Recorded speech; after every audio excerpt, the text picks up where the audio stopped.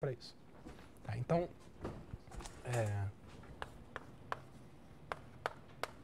teorema é que o anel de cohomologia de RPN com coeficientes em Z2 é o espaço de polinômios de Z2, com coeficientes em Z2, quocientado por alfa n mais 1. Onde alfa tem grau 1. Né? Então, se você fizer o anel de polinômios para RPN infinito, RP infinito, que é a união de todos os RPNs, ou limite direto, né? É você colocar uma célula para cada dimensão para sempre, aí você não tem o quociente, você tem um anel de polinômios inteiro. E para CP infinito, para CPN, com coeficientes em Z, você tem uma coisa parecida, só que agora o grau do gerador é 2. Então você tem um anel de polinômios, eu vou colocar em beta, quocientado por beta n mais 1, onde o grau de beta agora é 2, e a mesma coisa para CP infinito.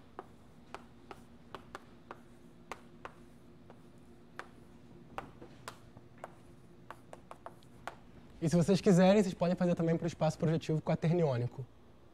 Vai dar exatamente a mesma coisa, só que o grau agora vai ser 4. Porque o HPN, né, que é o espaço projetivo quaterniônico, ele tem uma célula para cada dimensão 4n. Desculpa, o HPN tem uma célula para cada dimensão 4k. De k até n, e tem o HP infinito também, da mesma forma. Né? Então a gente tem o HPN e o HP infinito. E tem muitas aplicações bonitinhas disso, vou colocar uma na lista, na próxima lista.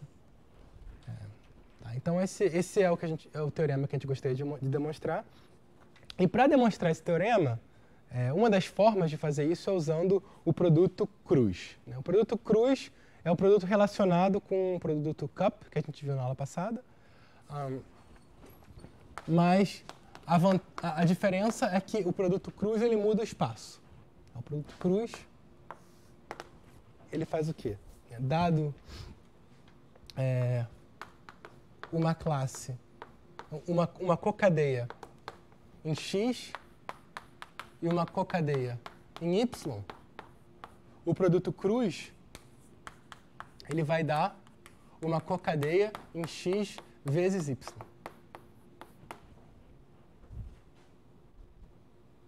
Tá? Então a ideia é que você está pegando o produto das duas.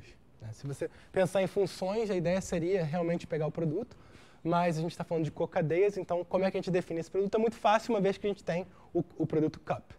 Né? O que a gente faz simplesmente se a gente tem uma cocadeia em X, a gente pode, isso aqui induz uma cocadeia no produto. Né? Porque a gente tem o produto, a gente tem projeções para X e para Y. Então, se você pegar px estrela de φ, isso aqui é uma cocadeia em X vezes Y. E a mesma coisa com πy estrela de psi. Certo? Então você pode pegar essa cocadeia em X, você pode vê-la como uma cocadeia em X vezes Y, e a mesma coisa com uma cocadeia em Y. Você pode vê-la como uma cocadeia em X vezes Y. E aí sim a gente pode pegar o cup.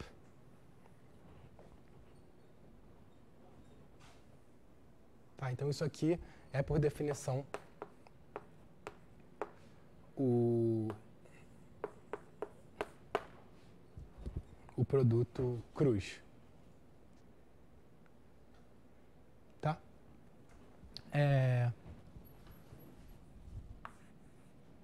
Agora a gente tem, né, claramente a mesma relação com a diferencial, ou com o cobordo.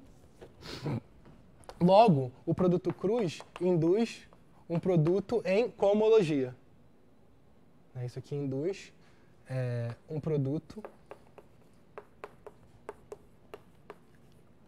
porque em cohomologia. Porque a gente tem uma regra de Leibniz da mesma forma. Tá? É óbvio. óbvio, porque a regra de Leibniz continua valendo. Então, a gente tem um produto em cohomologia que vai da cohomologia K de XR, cohomologia L de X de YR, na cohomologia K mais L de X vezes YR. Isso aqui é o produto cruz. Tá? E ele claramente é bilinear. A gente está assumindo, né, que, para isso fazer sentido, que R é um anel. Então, a gente está... Eu acho que daqui para frente eu sempre vou assumir que R é um anel. Tá? Então, isso aqui é bilinear. E, bom, para as coisas ficarem mais simples, eu vou assumir que é um anel comutativo. Senão, entram algumas questões um pouco sutis. Tá? Então, para a gente não ficar se importando com detalhes algébricos demais, vamos assumir que é um anel comutativo. Então, isso aqui é bilinear, né?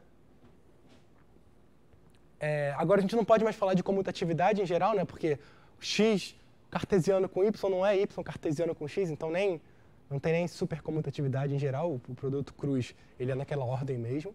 Só que ele é bilinear. Então, isso aqui vai gerar, né? O produto cruz ele gera uma aplicação do tensor do tensor dessas duas cohomologias nesse espaço.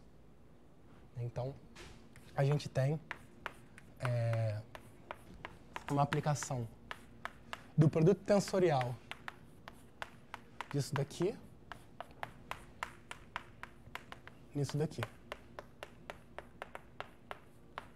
Onde eu estou pensando no produto tensorial como um produto tensorial sobre R.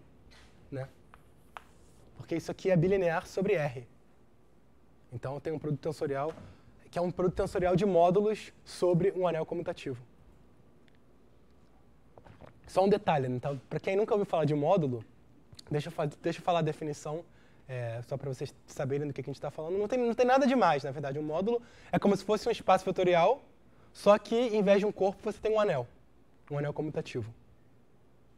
Então, algumas coisas que são verdades para espaços vetoriais não são verdade para módulo. Por exemplo, uma das mais básicas é que nem todo módulo finitamente gerado tem uma base.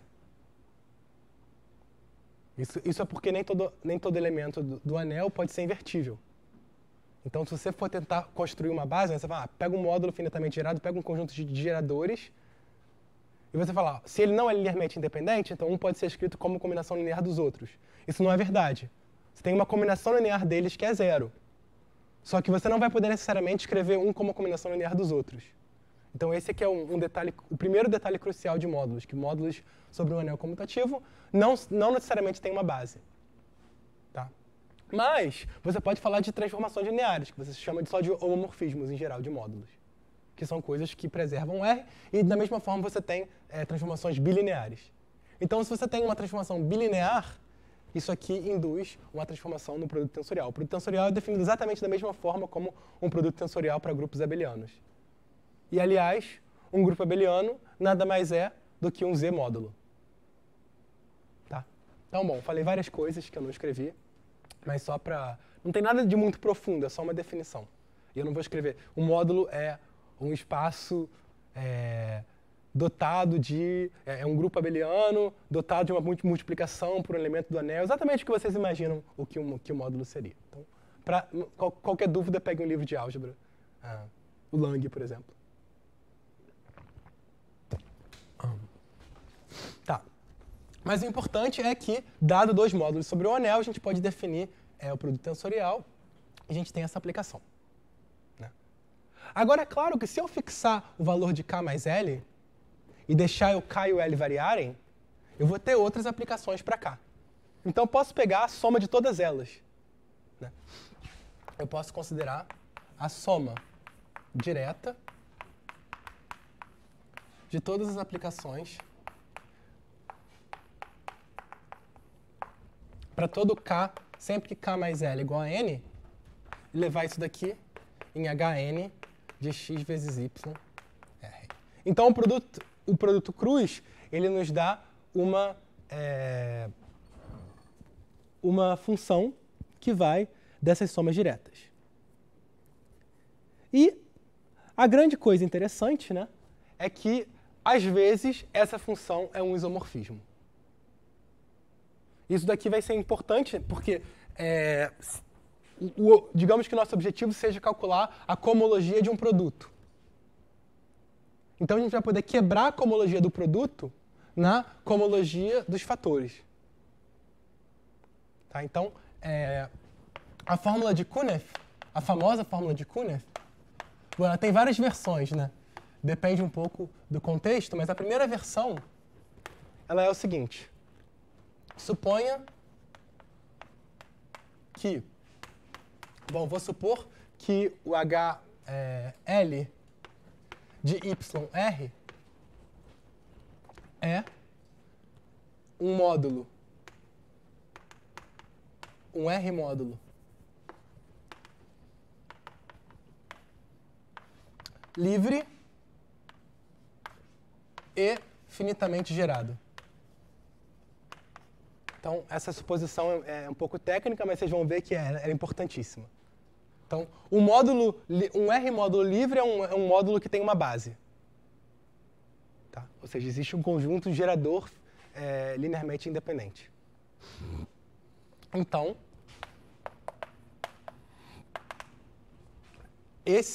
essa função é um isomorfismo.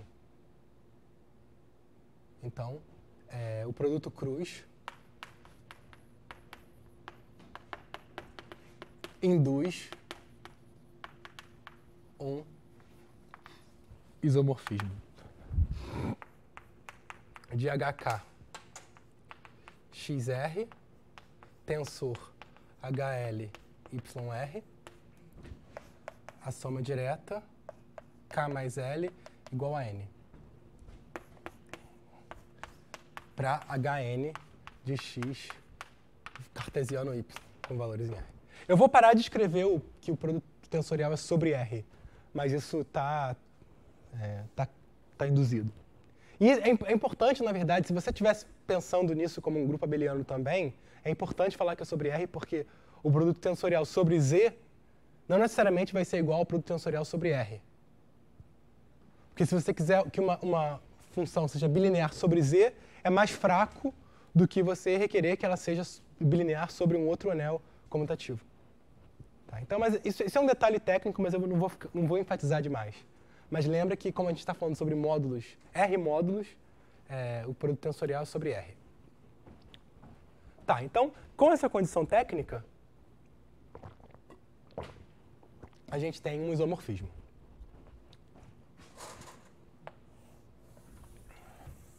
Isso daqui é muito legal, porque isso aqui vai permitir que a gente calcule cohomologias de vários espaços, né, através do produto. Então, vamos ver alguns exemplos. O primeiro exemplo é o do toro.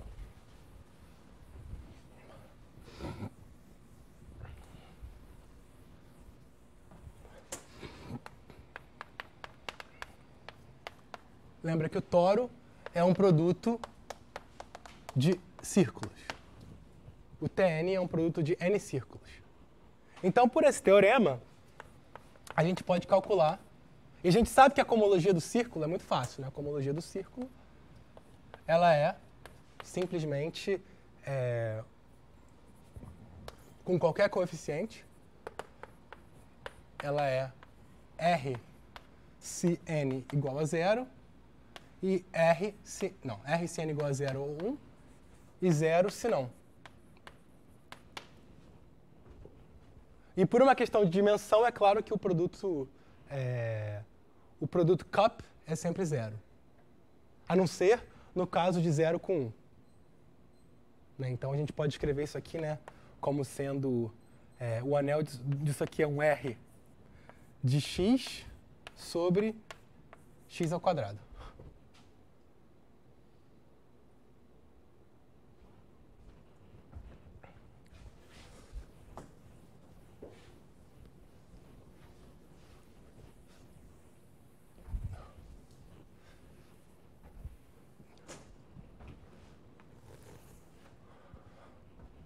Tá? Então, agora vamos tentar usar esse fato para calcular a cohomologia de Tn. Então, bom, o que é a cohomologia de Tn com valores em R? Bom, pelo teorema de Kunev, e é claro que, né, R, a cohomologia de S1 é R, e R é livre sobre R. Ah, desculpa. Sim. Aliás, deixa eu escrever isso aqui bem, né?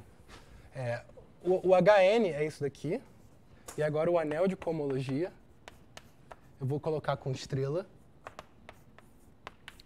é R de x sobre x ao quadrado. Ou seja, polinômios de grau 1. Só tem um gerador e mais 1, a unidade. Tá.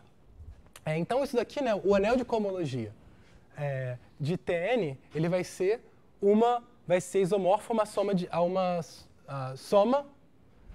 Bom, eu posso escrever assim, né? Eu posso pensar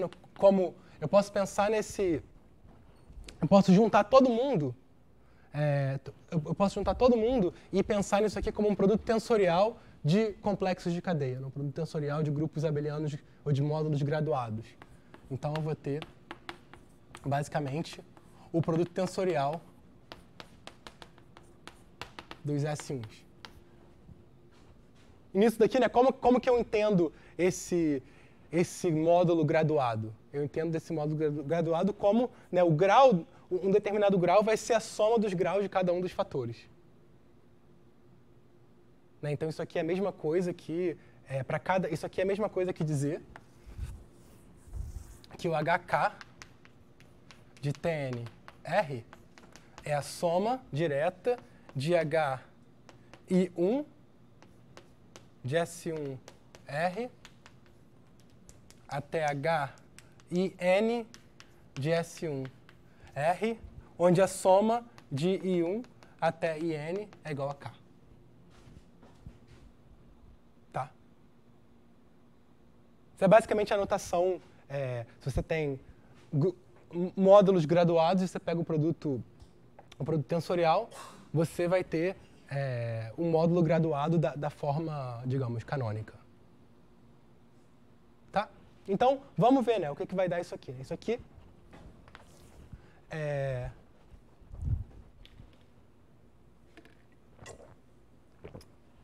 como anel, cada um desses caras aqui só tem um gerador, né, que é justamente o X correspondente. Então, isso quer dizer que como módulo, como um R módulo, a cohomologia de Tn com valores em R é gerada... Aliás, antes de eu falar os geradores, antes de eu dizer sobre o que ela é gerada, deixa eu definir os seguintes geradores. Eu posso pensar na seguinte coisa. O Xi, ele é, bom, o representante do gerador de um determinado S1 na cohomologia de Tn. Ou seja, eu vou definir o Xi como sendo um tensorial 1, tensorial, e aqui eu ponho o gerador de H1 de S1R. Pro iésimo cara.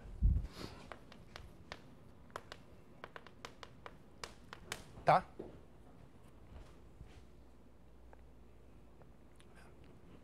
Então, claramente, se eu quiser um gerador daqui, é só eu pegar produtos desses geradores.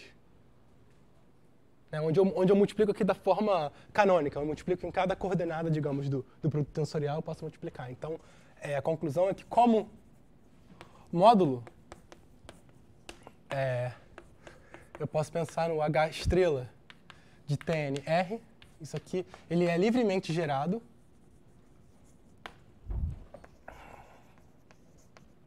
por produtos X e 1 até X e K.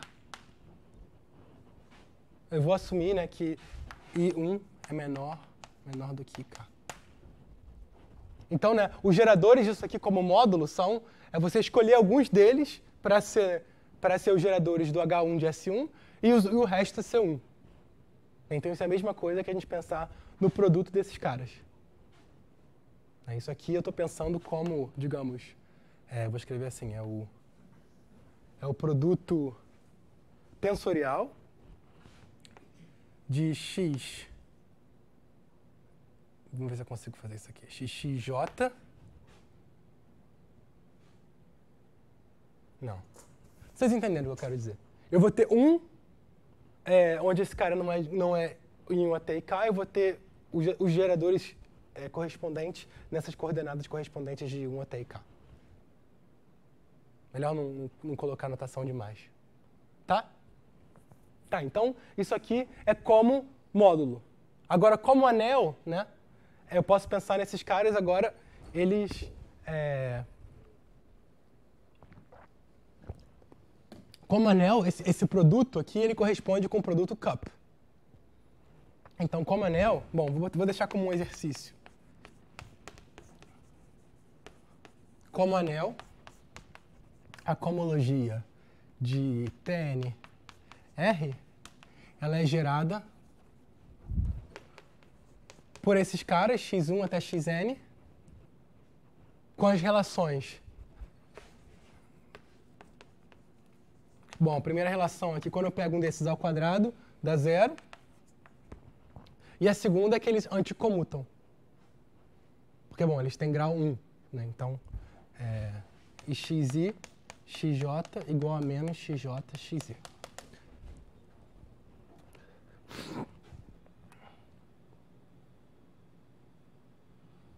Certo? Alguma dúvida? Tá claro isso?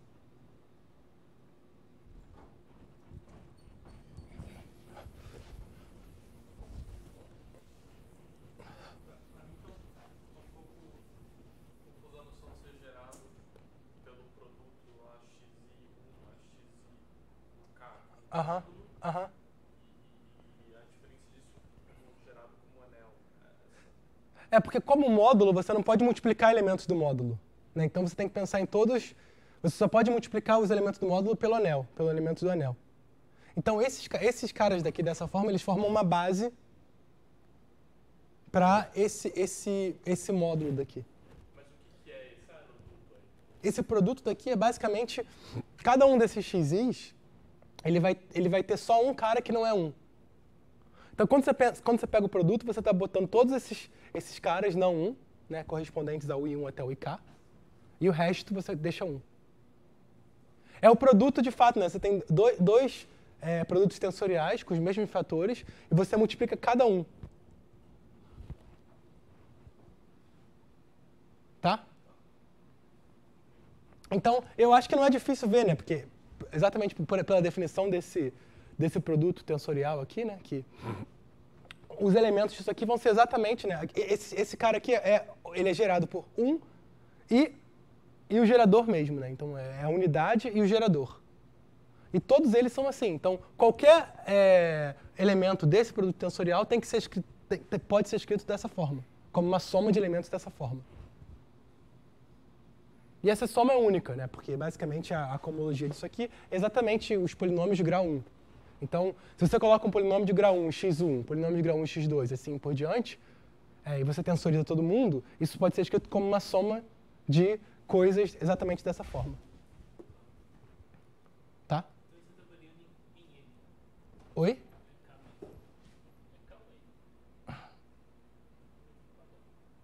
Não, o I1 até IK vão de N, vão de 1 até N. Mas eu posso escolher, porque eu estou pensando na cohomologia inteira.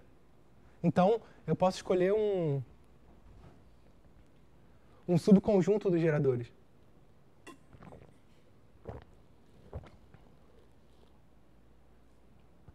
Alguma dúvida?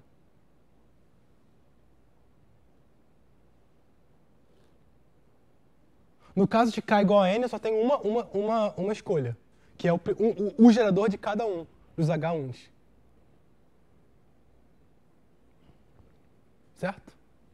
E a segunda relação de x e xj? Aham. Como que... Não, agora, se eu pensar nisso aqui como um anel, né? Então, agora eu penso que esses caras agora eles se multiplicam entre si. Então, como módulo eu tenho essa relação, agora como anel, agora eu posso contar na relação do produto cup. Então, basicamente, as relações que são adicionadas no produto cup é que o xi ao quadrado é igual a zero e que xi xj é menos xj xi. Porque o xi e o xj tem grau 1, né? Então, o cup product, quando você muda a ordem, você tem um sinal de menos 1 elevado à ordem de cada um dos dois.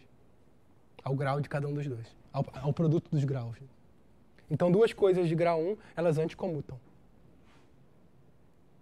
Certo? Então, como anel, né, o H estrela de Tn de R, alguém sabe me dizer que anel é esse? Esse é um anel bem famoso. É o quê? O anel de todos os polinômios dessa forma, de todos os monômios dessa forma, quocientado por essas relações, é o produto exterior. Famoso produto exterior de R.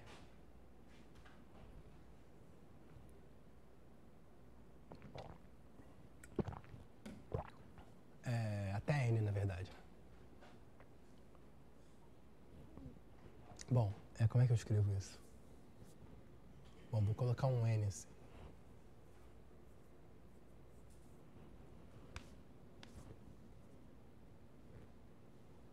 Produto exterior de Rn, desculpa. É isso.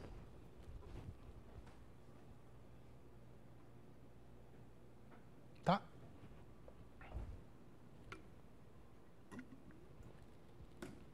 Bom, esse é o primeiro exemplo. Agora, vamos ver se a gente consegue, com isso, sabendo essa fórmula de Kunev, calcular a cohomologia de RPN e de CPN.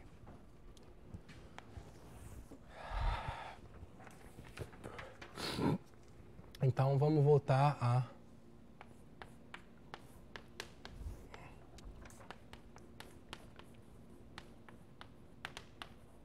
cohomologia de RPN. Então, para simplificar a notação, eu vou chamar o RPN só de PN, né? E vou deixar o Z2 implícito.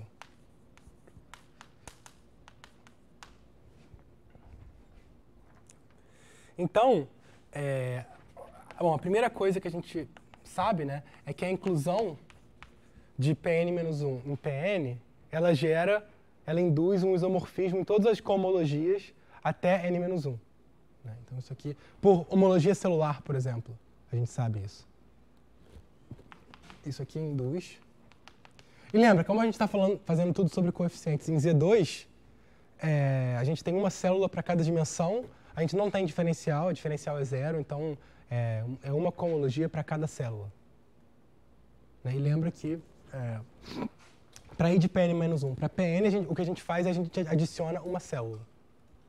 Não tem nenhum mistério. Todo mundo lembra disso, né? Então, é óbvio, né, que esse mergulho de Pn-1 em Pn induz o isomorfismo canônico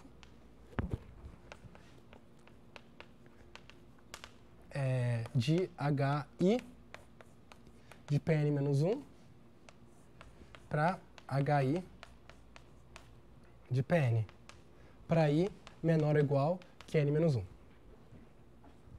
Tá? Então, por indução, a única coisa que a gente precisa mostrar, o que a gente está querendo mostrar? A gente está querendo mostrar, o objetivo é o seguinte, é dizer que se você pegar o gerador de H1 de RPN, então, alfa elevado a K é o gerador de HK de Pn. Para K menor ou igual a N. Esse é o objetivo. Então, para a gente mostrar isso, é suficiente mostrar, na verdade, que o gerador por indução é suficiente mostrar que, se você pegar o gerador de H1 e o gerador de Hn-1, a gente vai chegar no gerador, no gerador de Hn. Então, por indução,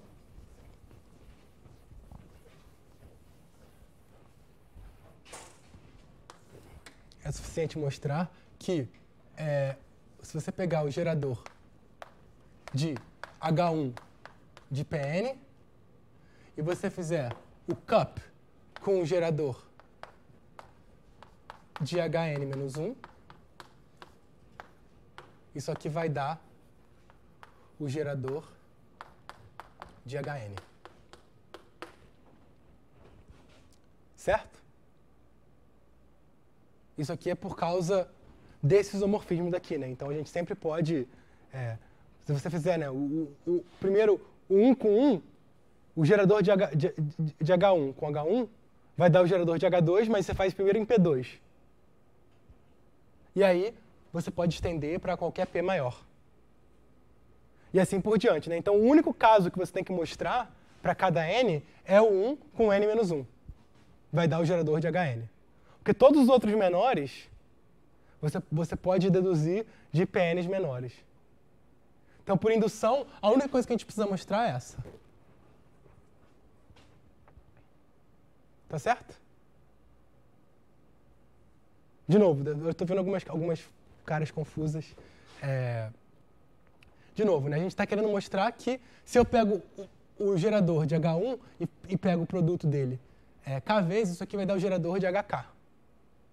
Isso aqui é a mesma coisa que dizer, né, que se você pegar o gerador de HK e o gerador de HL, você vai ter, e multiplicar com o produto cup, você vai ter o gerador de HK mais L.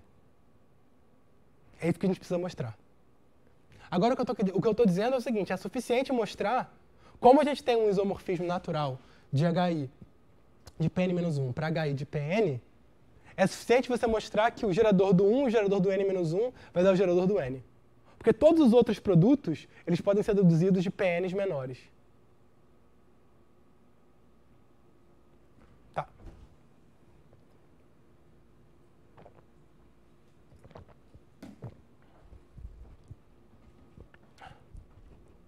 Alguma dúvida? Então a gente vai mostrar isso. Então vamos olhar para Pn. Agora eu vou fazer um desenho representativo. E vamos olhar para Pn-1 dentro de Pn. Pn-1 é o conjunto dos elementos da forma x0, etc., xn-1 e 0. Tá? Então é o conjunto das... Eu estou pensando no Pn-1 dentro do Pn como o conjunto dos elementos que tem o 0 no final. Agora eu posso também pegar um P1 aqui dentro. Da seguinte forma, eu pego o P1 como sendo o conjunto dos elementos que são 0 em todas as coordenadas, menos as duas últimas.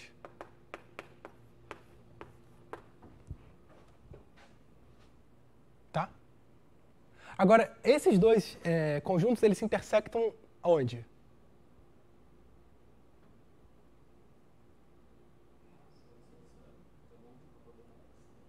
Que é o quê? Que conjunto é a interseção de Pn-1 com P1?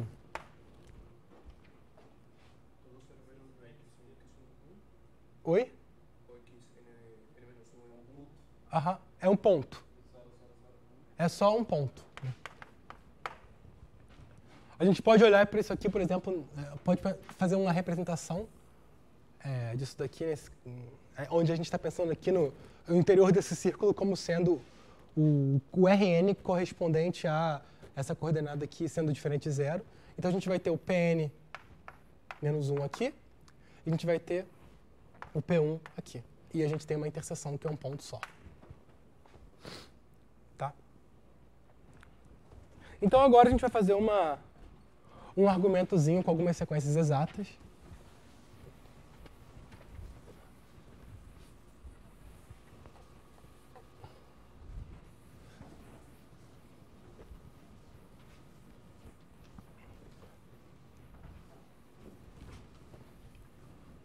o nosso objetivo é mostrar que, né, é calcular o produto H1 de Pn, Hn-1 de Pn em Hn de Pn. É mostrar, né, que esse produto cup leva gerador em gerador. Né? Em outras palavras, se você pegar o mapa que é induzido pelo produto tensorial, no produto tensorial, que são o isomorfismo no produto tensorial. É a mesma coisa. Tá. Então, vamos usar algumas técnicas aqui. Né? Por que eu estou considerando esse Pn-1 e o P1? Porque eu vou... a gente pode olhar para o par Pn relativo a Pn menos Pn-1 e Hn-1 de Pn relativo a Pn menos P1. E a gente vai ver depois, né, que esses dois mapas aqui são isomorfismos. Tá? Mas, por enquanto, a gente tem esses mapas nessa direção, porque isso aqui faz parte da sequência exata longa. Dado um par, a gente sempre pode ir da cohomologia do par para a cohomologia do espaço maior. Tá? E o que acontece com o produto cup? Na aula passada a gente falou, né, que o produto cup também está definido para grupos de cohomologia relativos. E quando você tem a parte relativa de coisas diferentes, qual que vai ser a parte relativa do resultado? Né? Lembra que a gente falou sobre isso? Vocês lembram? A gente falou, né, que se você pegar um deles relativo a alguma coisa, o produto cup ele vai ter que ser relativo a essa mesma coisa. Se os dois forem relativos à mesma coisa, também você consegue um produto cup relativo naquela coisa. Agora, se eles forem relativos a subespaços diferentes, o que você consegue obter no máximo? A interseção. E qual a interseção desse conjunto com aquele conjunto? É o Pn menos ponto. Então, a gente tem esse mapa daqui. Não é? E agora, eu quero olhar para isso aqui em Rn. Então, eu olho só para a célula dada pelo xn-1 diferente de zero. Então, isso aqui é um Rn. Né? Então, eu posso me restringir a esse cara. Eu posso olhar para esse Rn contido em Pn. Né? Então, eu olho para esse Rn contido em Pn. E essa interseção vai ser a mesma coisa que um Rn menos Rn-1. Eu vou ter um H1. E aqui eu tenho um mapa que vai daqui para cá. Né? Porque esse cara está contido aqui, então a inclusão gera um mapa na outra direção. Tá? É a mesma coisa para cá. Opa.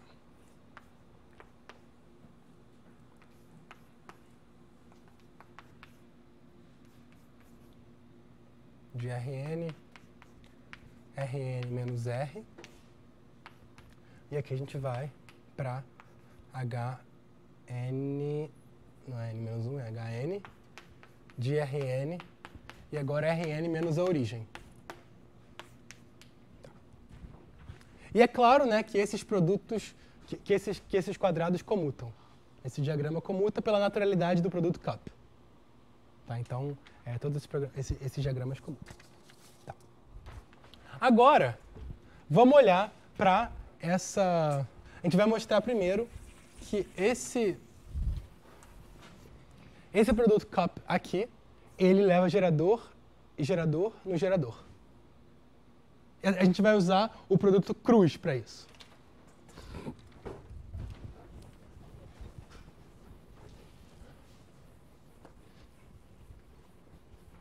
Bom, como é que a gente faz isso? Bom, o que a gente tem? A gente tem um Rn relativo a um Rn menos Rn menos 1. Então, a gente tem o nosso... Aqui está o Rn menos 1. Aqui está o Rn inteiro. Então, o que a gente pode fazer é o seguinte. A gente pode fazer uma retração por deformação para esse R que está faltando. Ou para essa direção ortogonal. Né? Então a gente pode fazer uma deformação assim. Certo? Dá para escrever as coordenadas claramente. Então a conclusão, né, é que o Rn relativo a Rn menos Rn menos 1, isso aqui se retrai por deformação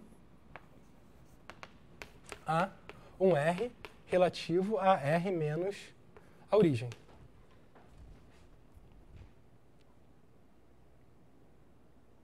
Certo? É só você pegar todas as coordenadas, as todas n menos 1 primeiras coordenadas e deformar para zero. Tá? Então, né, o primeiro termo lá é equivalente, né? Bom, deixa eu escrever isso aqui. H1 de Rn. Eu vou repetir a última linha. Rn menos Rn menos 1 vezes Hn menos 1 de Rn Rn menos R. Não, tá certo, menos R. Isso aqui vai em Hn de Rn menos 0. Tá. Então esse cara daqui é isomorfo a H1 de R menos 0,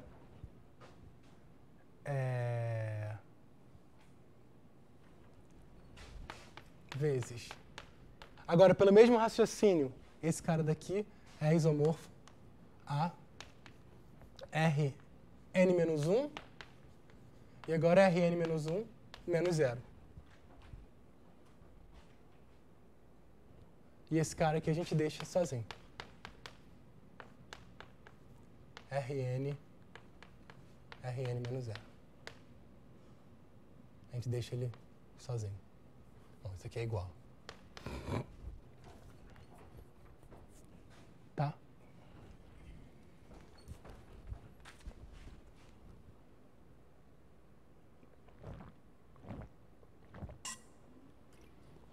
Agora, o próximo passo é a gente fazer uma excisão para no final terminar só com um intervalo compacto. Tá? Então, isso aqui é claro que eu posso botar um intervalo compacto aqui eu posso botar um cubo e aqui eu posso botar um cubo. Eu quero fazer uma coisa compacta. Vocês vão ver por quê daqui a pouquinho. Tá? Então, por excisão, a gente pode simplesmente colocar, né, um intervalo menos 0, vezes a cohomologia do intervalo elevado a n menos 1, um intervalo elevado a n menos 1 menos 0, e vai no Hn do intervalo menos 0. Eu estou fazendo os passos bem devagar para vocês verem o que está acontecendo, mas talvez já dê para ver mais ou menos a grande ideia do negócio. Né?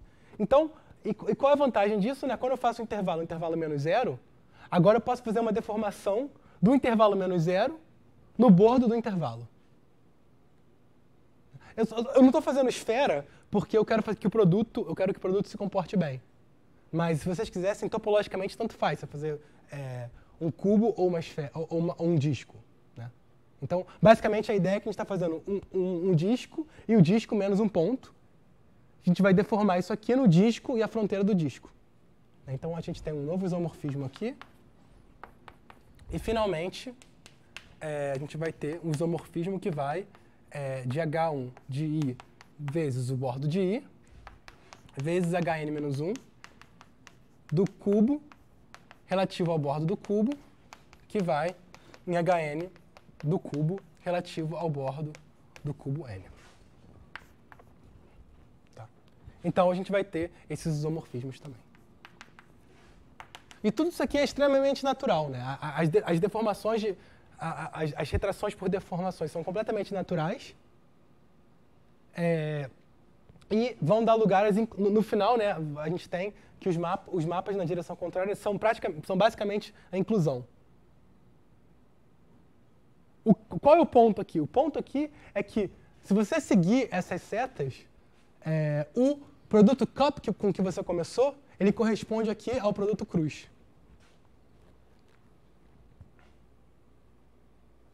né? Porque o produto cruz nada mais é do que você inclui no produto e depois você pega o cup. Então, basicamente, se você seguir o diagrama, não tem nenhuma dificuldade de ver que esse produto aqui, na verdade, nada mais é do que o produto cruz. O produto cruz relativo, né? Mas é o produto cruz. Eu não falei direito sobre o produto cruz relativo, mas não é difícil de imaginar. E agora, né, o que acontece é que, pela fórmula de Kunev, esse produto cruz, ele induz um isomorfismo no produto tensorial, ou, em outras palavras, ele leva gerador, gerador em gerador. Na verdade, bom, vocês podem falar, tem duas coisas aí que você não falou. A primeira é um detalhe importante, mas mais simples, né, que a gente sabe que a fórmula de Kunev, né, ela dá um isomorfismo não de um produto só, né, não de um produto tensorial só, mas você tem que pegar a soma direta de todos os produtos tensoriais. De todas as formas de você quebrar o N em dois índices. Só que é claro que essas cohomologias aqui relativas, ela só tem um índice que ela não zero. Que é justamente quando você quebra em 1 e n menos 1. Todas as outras vão ser zero. Então, na fórmula de Kunev que eu já apaguei, só tem um termo da soma direta que é não nulo, que é justamente o termo correspondente a essa forma, essa partição do n. Tá? E a segunda coisa, bom, a gente não falou da fórmula de Kunev relativa, a gente não provou a fórmula de Kunev ainda, né? Mas eu só dei uma versão não relativa para não ficar me importando com os detalhes, é um pouquinho mais complicado.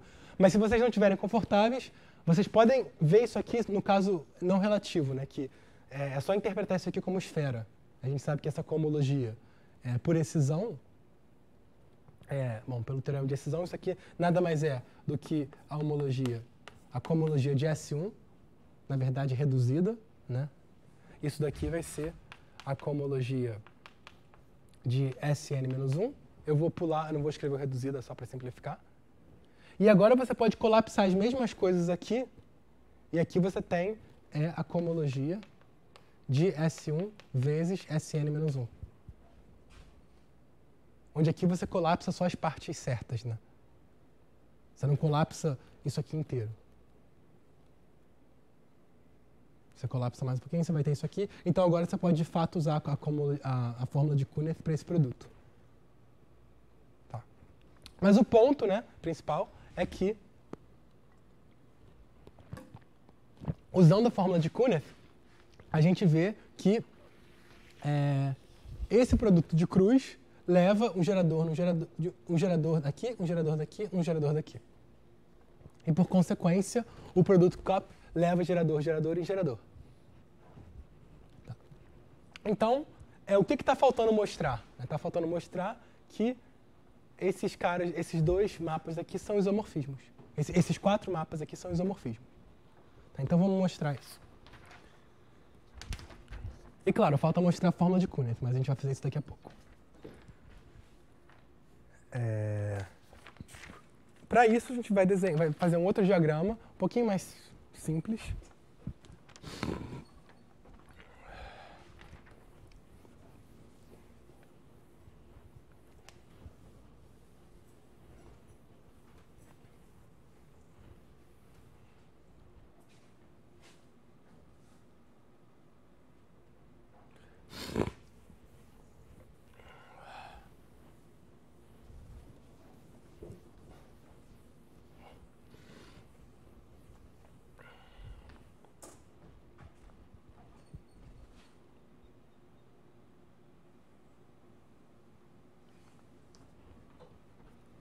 Bom, vamos ver os mapas fáceis aqui, né? Na verdade, esse daqui é fácil, porque isso aqui vem da sequência exata longa, sem nenhum problema. Né?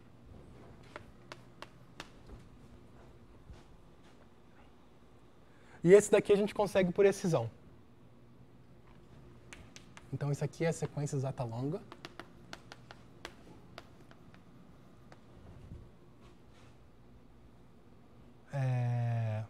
Por quê, né? Porque quais são os dois lados, né? Em um dos lados você vai ter o Hn mais 1 desse cara daqui, que é 0, claramente. e no outro lado você vai ter o HN desse cara daqui. Que também é zero, porque quando você tira um ponto do PN, você vai poder fazer uma deformação, uma retração de deformação para o PN-1 que está lá no infinito. Então o HN de PN-1 é zero. Então isso aqui é a sequência exatalão. Alguma dúvida sobre isso? Fiz rápido demais? Não. Tá. E esse segundo aqui é por excisão. Porque quando você faz o PN relativo a PN menos P, se você retirar o conjunto no infinito, né, tem um PN-1 lá no infinito, né, o nosso PN é isso daqui, tem um PN-1 que vive aqui no infinito e um RN que vive aqui não no infinito, digamos. Então, se você fizer esse PN relativo a PN menos um ponto, você pode, por excisão, remover o infinito. E aí você vai ter justamente o RN menos zero. Então, isso aqui é por excisão. Tá, então a gente tem que ver esses dois isomorfismos daqui. Então, vamos ver o primeiro isomorfismo. Na verdade, eu vou fazer o seguinte mapa. Eu vou fazer HI de PN menos PN menos I, indo em HI de PN. Tá, isso aí vai corresponder tanto a esse mapa quanto a esse mapa. Então, eu vou fazer um argumento só. Né? Para o I igual a 1, eu vou ter o primeiro mapa. Para o I igual a N menos 1, eu vou ter o segundo mapa. Tá? Então, tem que mostrar que esse mapa daqui é um isomorfismo. Então, eu vou fazer isso aqui fatorizando esse mapa. Né? Bom, antes, eu posso pensar, né, num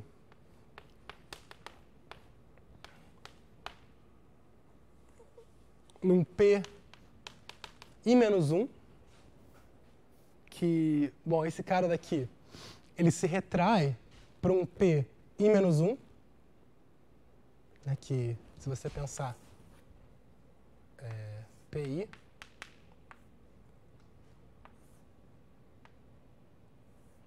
você vai ter, bom, PN menos I, P menos N menos I,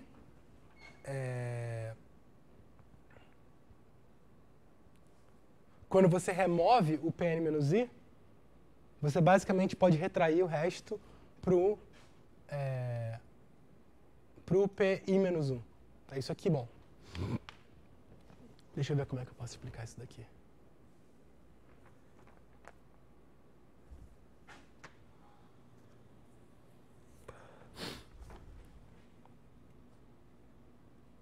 Talvez seja mais fácil se eu... Deixa eu passar por...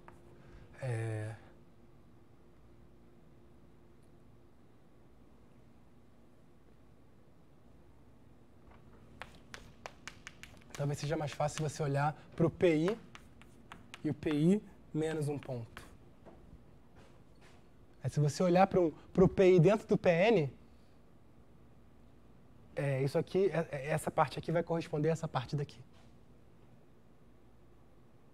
Tá. Talvez isso aqui não seja completamente óbvio.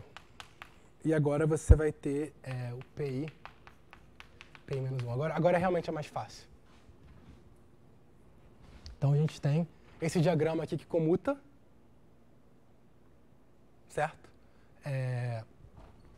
Aqui a gente vai ter isomorfismos por homologia celular, né? O I é menor do que o N. Então, essa informação daqui, essa cohomologia relativa vai ser isomorfa a essa. E, pela mesma razão, a gente tem esse isomorfismo daqui. E agora aqui embaixo, de fato, esse cara daqui, ele se retrai para cá, que é exatamente aquele argumento que eu falei. Você remove um ponto e aí ele vai se retrair para a parte do infinito. Então aqui a gente tem uma deformação, isso aqui é um isomorfismo porque a gente tem uma retração por deformação.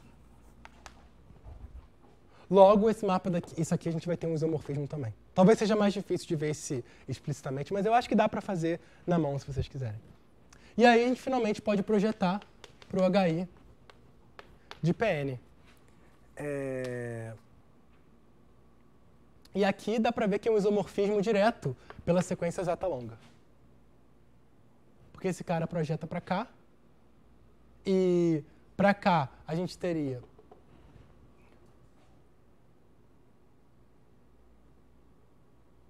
bom, então isso aqui é um isomorfismo pela sequência exata longa. Tá bom? Vou deixar os detalhes como exercício, mas não tem, é exatamente o mesmo argumento que a gente sempre faz. Tá.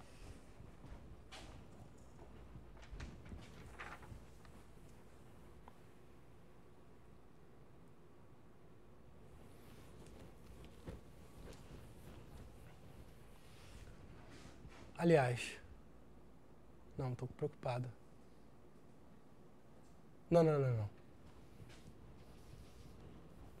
Porque o cara que vem antes desse é o HI-1 de PI-1. Então, vamos tomar cuidado. Eu acho que talvez seja melhor, de novo, descer um nível para o PI. Vamos fazer isso aqui. Aqui a gente tem, claro, um diagrama que comuta, né? E agora sim, esse cara daqui é um isomorfismo. Esse cara daqui é um isomorfismo por conta da homologia celular mesmo, né? A homologia celular vai dizer que eu tenho um isomorfismo daqui. Tá? Então isso aqui é uma propriedade da homologia celular, porque esse cara relativo a esse cara é a homologia da célula, I. Então aqui a gente tem um isomorfismo. Aqui a gente tem um isomorfismo também é uma das coisas da homologia celular, é dizer que a homologia em I vai ser igual à homologia em índice maior, porque todas as diferenciais são zero. Né? Então a gente tem um isomorfismo aqui, e isso aqui vai implicar que tem um isomorfismo aqui. Tá? Então, esse diagrama daqui vai estar dizendo que esse mapa que vai daqui para lá é um isomorfismo. Então a gente está usando, né, todos os mapas que eu coloco aqui, eles são naturais, por isso que todos esses diagramas comutam. Tá? E a gente está... a conclusão é que eu vou colocar de verde porque são os isomorfismos que a gente conclui, não os isomorfismos que vêm inicialmente de teoremas mais básicos. Tá? E finalmente, então a primeira, o que a gente mostrou, né, aqui, é que esse mapa daqui é um isomorfismo.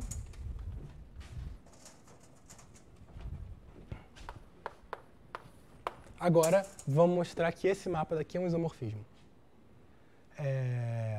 Tá, para mostrar esse mapa,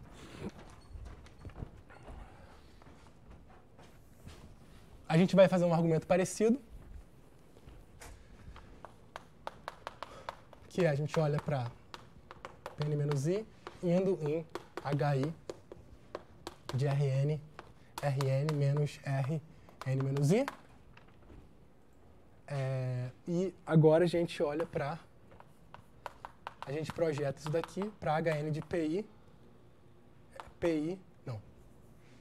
menos Pn-I. Então fica Pi menos P. Então você olha para Pi dentro daquilo, então é a mesma coisa aqui. E aí quando você olha para o lado de cá, você vai ter um Ri menos zero. Tá? Então a gente pode pensar, né, aqui está o Pi, aqui está o Pn menos I, e a gente remove... se a gente remove o Pn menos I, a gente pode pensar na inclusão do Pi menos Pi relativo a Pi menos P nesse cara daqui. Isso aqui, de novo, é um isomorfismo por homologia...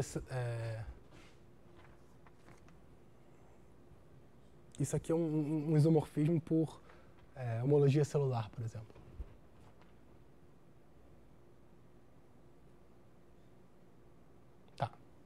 E agora, a gente de novo tem esse cara daqui e tem um isomorfismo aqui pela mesma razão. Ou por deformação, né? Você pode fazer isso por deformação também. Talvez seja mais claro falar que esse cara daqui se deforma, se retrai para esse cara daqui, e a mesma coisa aqui. E aí, esse isomorfismo daqui, ele vem por excisão. Que eu também já expliquei isso antes, né? Se você tem... você pega o PI e faz essa homologia de PI relativo a PI menos o ponto, você pode remover a parte do infinito, você vai ter o RI menos o ponto. Tá? Então isso aqui é por decisão. Tá, então é um bando de diagrama, na verdade, e que mostra o que você queria que mostrasse, que não tem nenhum mistério o que a gente está tentando mostrar. Então aqui a gente tem um isomorfismo também. Tá? Então,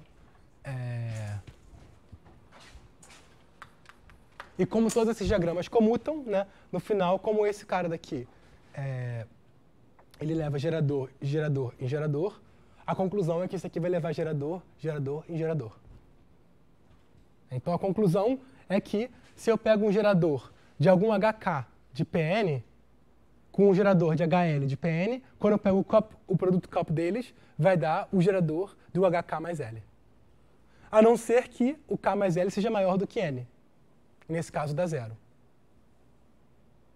Tá? Então, basicamente, né, isso mostra que o anel de cohomologia de RPN com coeficientes em Z2 é justamente os conjuntos dos polinômios gerados por um gerador de grau 1, com a relação de que quando você pega ele em grau n mais 1, dá zero. E se você tem uma célula para cada dimensão e não para, ou seja, o RP é infinito, você não vai ter relação. Isso aí vai ser o anel de polinômios inteiro. E exatamente o mesmo argumento vale para CPN, onde você substitui, né, os coeficientes por Z e você substitui os R's aqui por C. Né, então você vai ter exatamente o mesmo argumento para CPN. Tá? Então, bom, vamos fazer a pausa agora. Vamos continuar. Agora o objetivo do final da aula de hoje é mostrar a fórmula de Cournot, que eu coloquei no quadro agora há pouco, e depois a gente vai até ver uma versão um pouco mais geral também. A boa notícia é que a demonstração, a parte algébrica da demonstração, que é a parte mais importante mesmo, ela não é muito diferente do teorema dos coeficientes universais, que a gente já viu duas vezes, para homologia e para cohomologia. Então, eu acho que vai ser meio que um déjà vu para todo mundo. Mas, então, vamos demonstrar. O teorema, ele diz, a primeira versão, né, que é a versão, no caso em que uma das cohomologias é livre, a gente tem um isomorfismo. Então, a primeira versão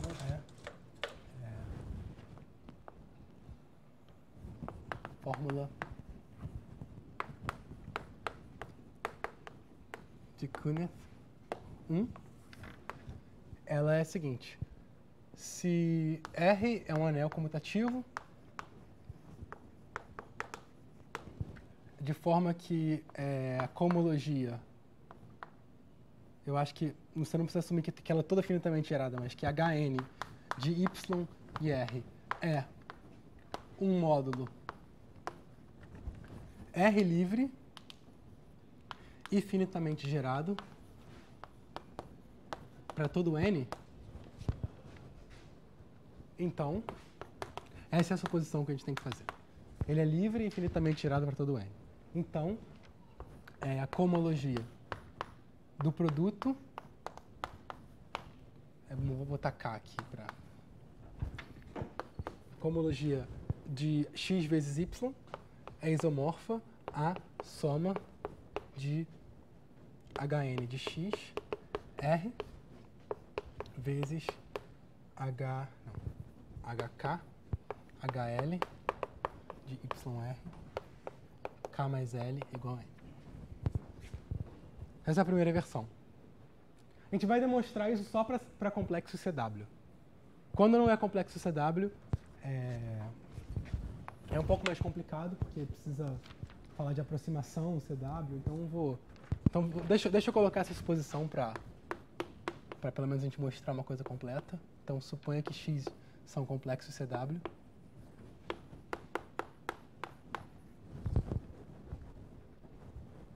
Então, e vocês vão ver por que agora, por que a gente tem que supor que eles são CW, pelo menos inicialmente.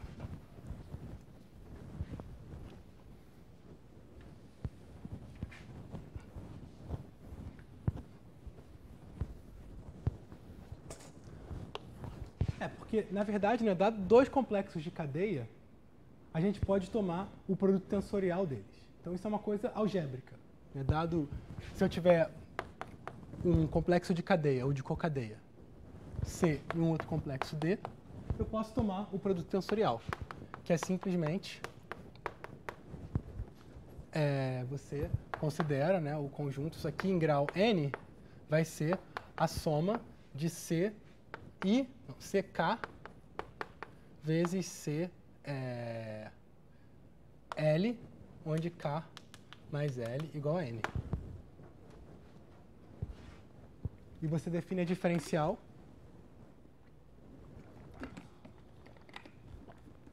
né? Se você pegar um elemento x de CK e y de CL, você define a diferencial de x tensorial y como sendo a diferencial de x tensorial y mais menos 1 elevado a k, x a diferencial de dy. Então, essa parte aqui é completamente algébrica.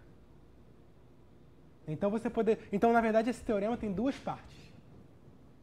A primeira parte é a parte de você dizer que a homologia do produto é a homologia do complexo tensorial. E a segunda parte é a parte algébrica, você calcular a homologia do produto tensorial de dois complexos. Então, essa fórmula tem duas partes. Né? A primeira parte é a gente falar o seguinte, né? A gente dizer que a cohomologia do produto ela é isomorfa à cohomologia do produto tensorial dos complexos. Né? Você tem um produto, você tem um complexo de XR e você tem um complexo de YR. Você pode olhar para o produto tensorial dos complexos e calcular a cohomologia. Então essa é a primeira parte. E a segunda parte já é completamente algébrica, né, que é calcular, dizer o que é a cohomologia do produto tensorial dos complexos. Relacionar isso daqui é basicamente dizer que isso aqui vai ser o produto tensorial das cohomologias.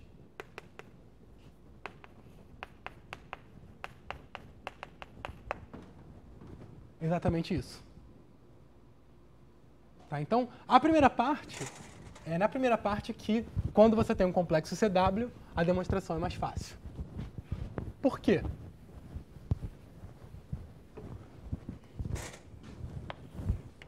Porque se x, vamos falar na primeira parte.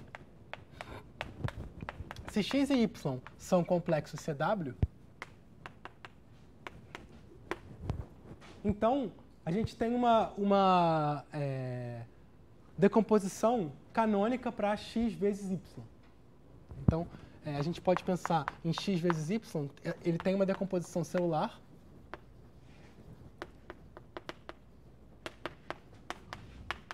cujas células são da forma alfa vezes beta, onde alfa é uma célula de x e beta é uma célula de y. Tá? Então, isso é uma propriedade dos complexos celulares, é que quando você pega o produto cartesiano de dois complexos CW, o produto cartesiano possui uma decomposição celular que é simplesmente dada pelo produto das células. Onde você pensa, né, o que é o produto das células? Né? Você tem um disco de alguma dimensão, o disco de uma outra dimensão. Quando você pega o produto dos discos, você vai ter uma coisa que é homeomorfa a um disco da soma das dimensões. E o attaching map, né, o mapa adjuntor, você consegue definir também no bordo desse disco, através do produto. Você pega o produto dos dois mapas, basicamente. Então, como escrever isso tudo com detalhes, eu vou deixar como exercício, mas não é nada muito mirabolante. Tá? O que isso implica? Né? Isso vai implicar que se você olhar para o complexo dual, que é o complexo das cocadeias,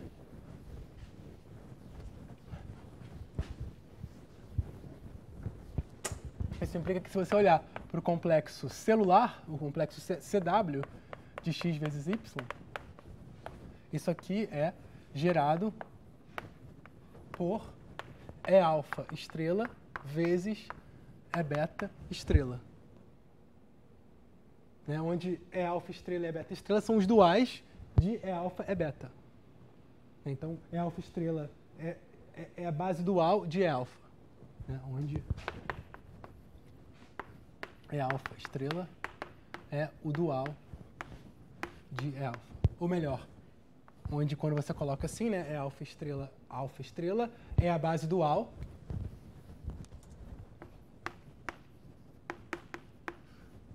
de E alfa. Lembra que o complexo ele é sempre um módulo livre,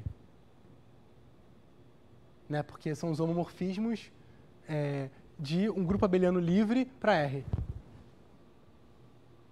Tá? E aqui é tudo finitamente gerado, pelo menos o Y, então a situação é mais simples. Se vocês quiserem supor que os complexos CW são finitos, a situação é mais simples ainda.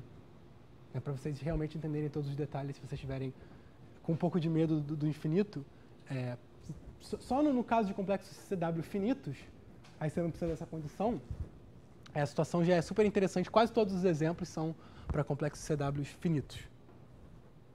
Tá, mas bom, isso vale para infinito também. Então, por causa disso, né, esse cara aqui é gerado por esse produto cruz. E não é difícil de ver que é exatamente o produto cruz, não tem nenhuma... a gente pode pensar como um produto cartesiano, mas ou como um produto cruz. Ali que corresponde, na verdade, né, isso aqui corresponde ao tensor no complexo, no produto tensorial dos complexos.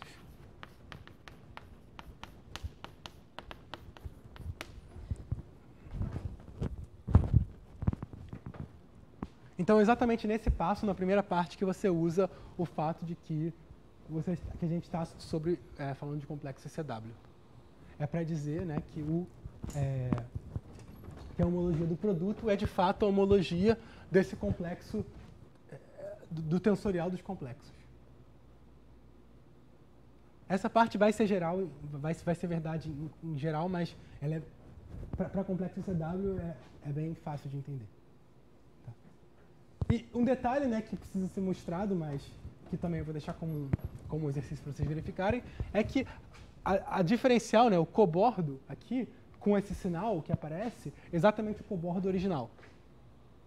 Então você tem que tomar cuidado, né, na hora que a gente define a célula produto, né, que é a célula E alfa vezes E beta, isso aqui vai induzir, né, o mapa característico, que é o mapa que pega a fronteira. Como é que você calcula a diferencial no complexo CW? Você tem que olhar para o grau desse mapa quando você depois colapsa todas as coisas de dimensão menor.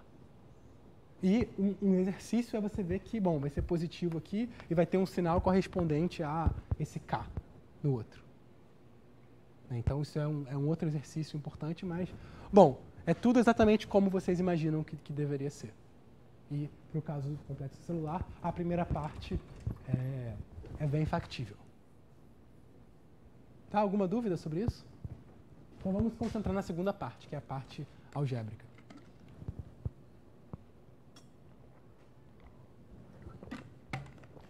Bom, a segunda parte, na verdade, ela é muito parecida com o que a gente fez antes. Então, como é que a gente faz isso? Né? A gente primeiro pega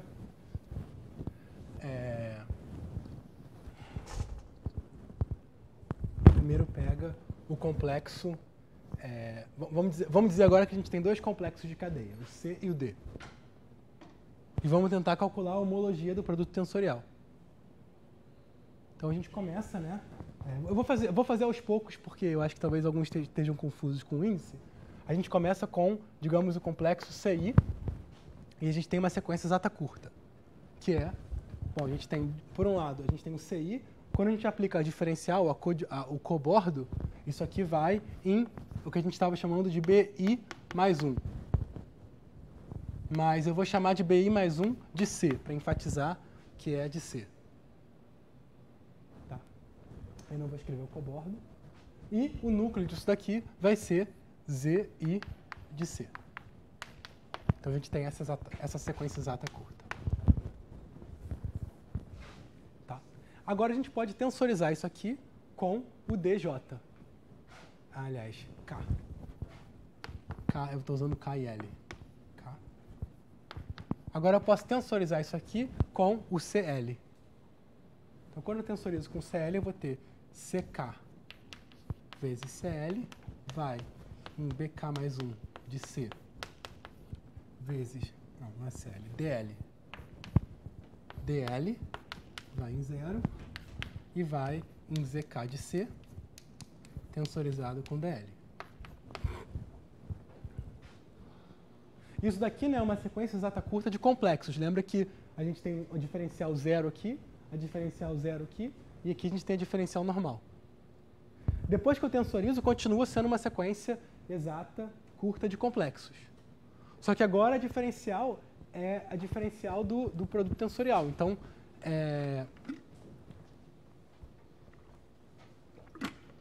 eu não, porque assim... Oi. O que foi?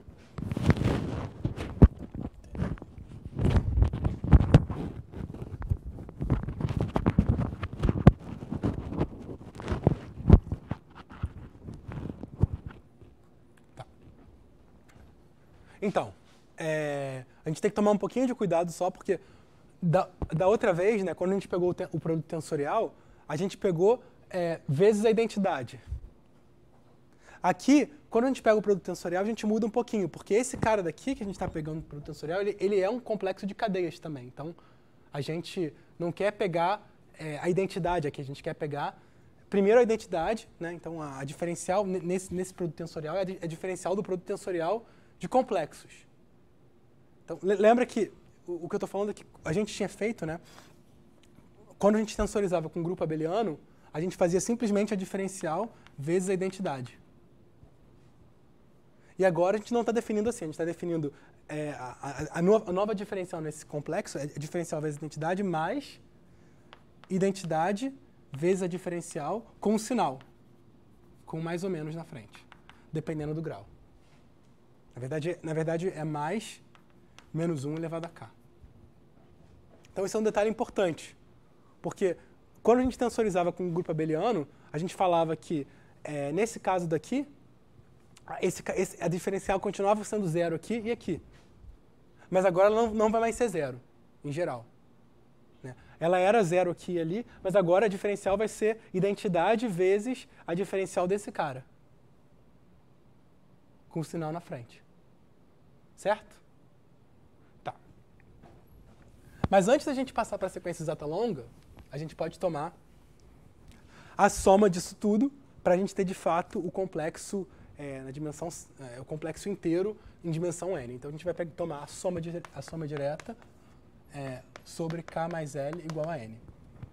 Então aqui a gente vai ter a soma de ck mais dl, onde k mais l igual a n, que vai na soma de k mais l igual a n de bk mais 1 de c vezes dl, vezes dl, que vai em 0 e que vem da soma de zk de c vezes dl de k mais l. Opa! Não, tá certo. Tá certo.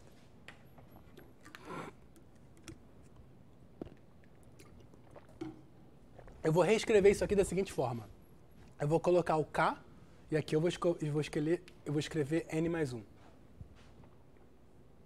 Só reescrever. Tá? Então a gente tem uma sequência exata longa de complexos de cadeia. Não, uma sequência exata curta de complexos de cadeia. Aonde? Ah. É só para ver se vocês estão prestando atenção. Tá, então esse cara aqui no meio, ele é, né, o complexo que que a gente está interessado em grau N. Certo? Então agora a gente olha para a sequência exata longa induzida em homologia, ou em cohomologia. Então isso aqui vai induzir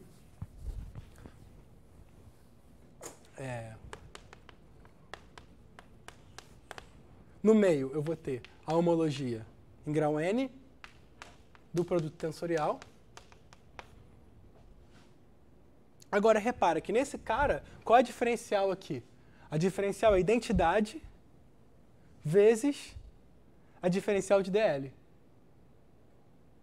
Né? Então, a homologia desse cara daqui vai ser nada menos, nada mais do que a soma de BK de C vezes a homologia L de D. Tá? E a mesma coisa para o outro cara. Então, a gente vai ter simplesmente o ZK de C vezes a homologia L de D. E aqui, K mais L igual a N. E aqui, K mais L... Opa, não é zero. É longa. Então, agora eu tenho outra linha que vai, né, na soma de K mais L igual a N mais 1, de Z, K mais 1, de C, vezes HL de D. E a mesma coisa que vem de K. Então, a soma de BK de C, não é K mais 1, é K, vezes HL de D, onde K mais L igual a N. Pronto. E agora, né, de novo, o mesmo argumento. Qual é esse mapa conectante? Você seguindo o diagrama, não é difícil de ver que esse mapa conectante ele vai ser simplesmente a inclusão do BK no ZK tensorizado com a identidade em cada uma das componentes. Então, isso aqui não é difícil de ver que vai ser a soma da inclusão do K vezes a identidade. Tá? Então, de novo, o mesmo argumento que a gente já fez duas vezes, uma sequência exata longa, ela se quebra quando você considera o núcleo desse daqui e o conúcleo do outro. Então, isso aqui induz uma sequência exata curta, onde eu deixo esse cara no meio, e aí eu coloco o núcleo de IK mais 1 vezes a identidade, aliás, a soma direta de todos eles, né? HN, e que, bom, o núcleo, os mapas eles são um por um, então na verdade eu tenho a soma direta dos núcleos. E aqui,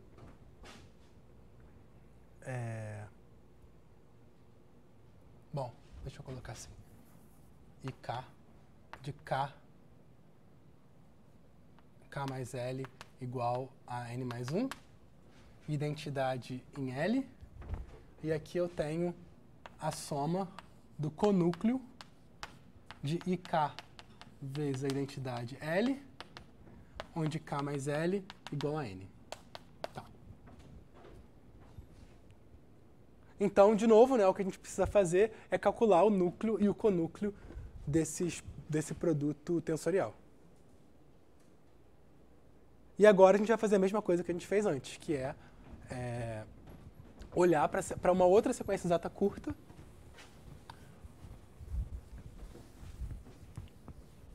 que é a seguinte.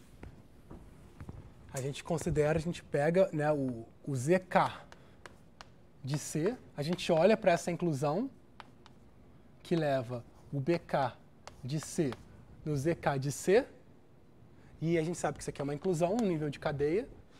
E qual é o conúcleo disso? O que falta para isso aqui ser uma sequência exata curta? A gente já fez isso duas vezes, então essa é a terceira vez. Espero que todo mundo lembre. Exatamente, o HK. Então a gente tem o HK de C. A gente tem essa sequência exata curta. Tá? E agora o que a gente faz? A gente tensoriza isso com a homologia L de DL, de D.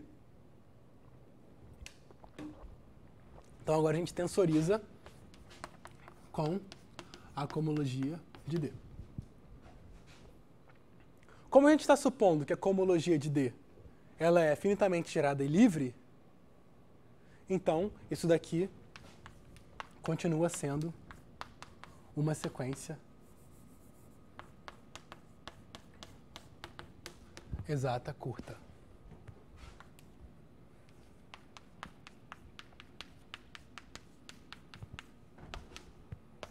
BK de C vezes HL de D.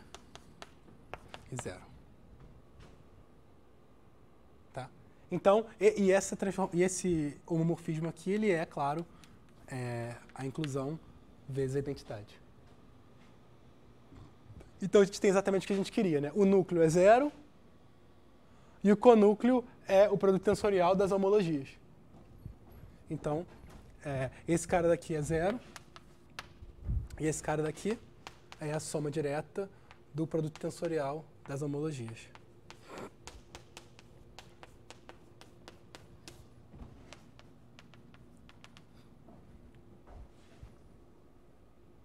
Tá?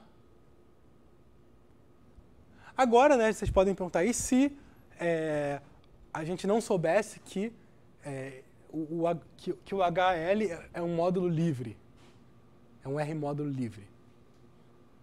A gente poderia ter um núcleo aqui. Lembra que se você tensorizar com uma coisa que não é livre, você pode ter um núcleo. Aqui pode deixar de ser zero. Então, realmente, isso pode acontecer. Então, na verdade, eu não vou apagar esse diagrama, porque a demonstração é muito parecida.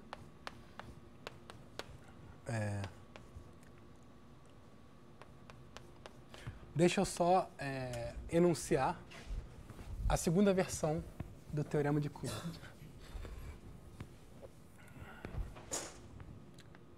A fórmula de Kuhn.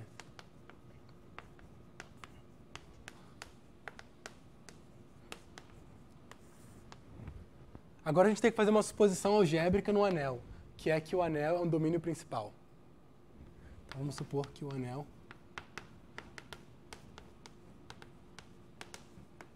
é um domínio principal.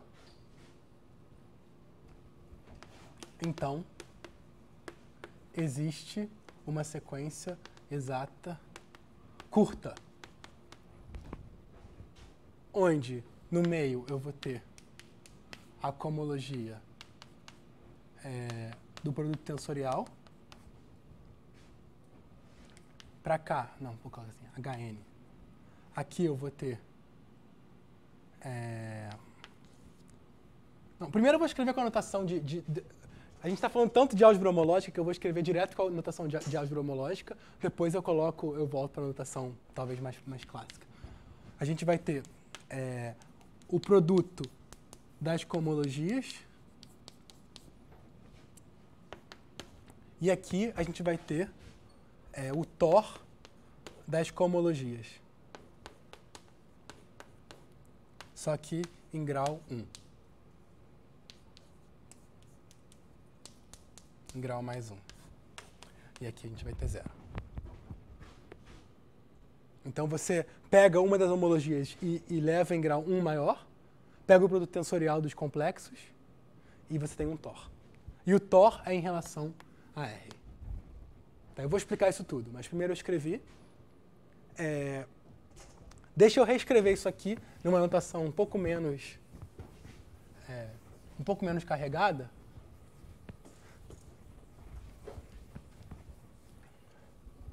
Que a enésima homologia desse complexo, do complexo tensorial, está no meio. À esquerda você vai ter a soma direta de HK de C vezes HL de D, onde K mais L é igual a N. E no lado direito você vai ter o TOR com relação a R de... a soma do Thor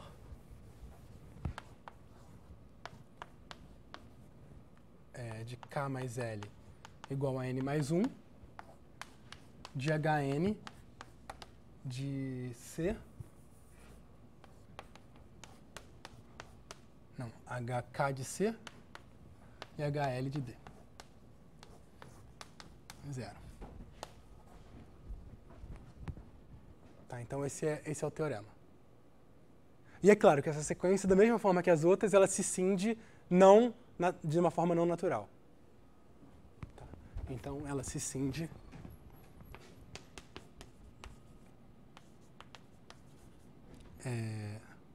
não naturalmente. Tá, então, se vocês quiserem calcular coisas em exemplos complicados, onde você de fato tem um Thor, se você quiser só saber o grupo abeliano, que é o produto, que é a cohomologia do produto, você pode dizer que a cohomologia do produto ela é, de fato, o produto tensorial das cohomologias, mais soma direta com esse termo do Thor. Agora, não de uma forma canônica, isso não vai ser natural. Tá. Então, o que falta, na verdade? Né? A gente está quase lá. Tudo que a gente fez até agora praticamente funciona.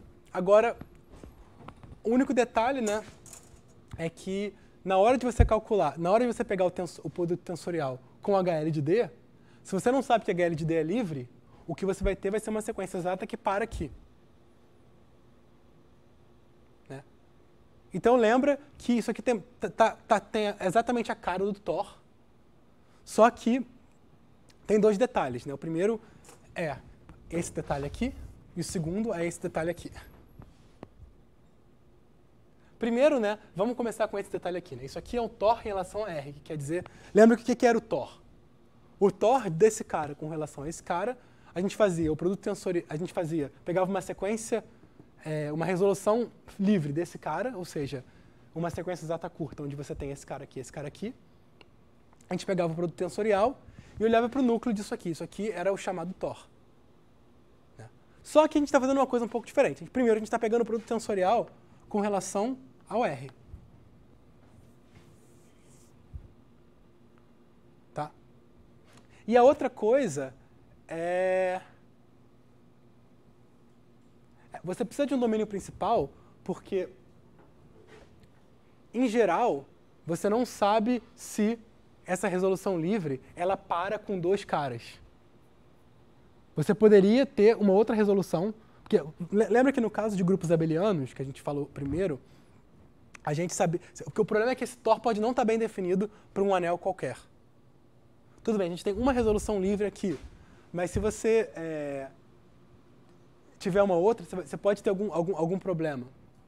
Porque o fato de que quando você olha para o núcleo dessa transformação, isso aqui vai ser um submódulo desse cara daqui, você coloca o submódulo aqui, né?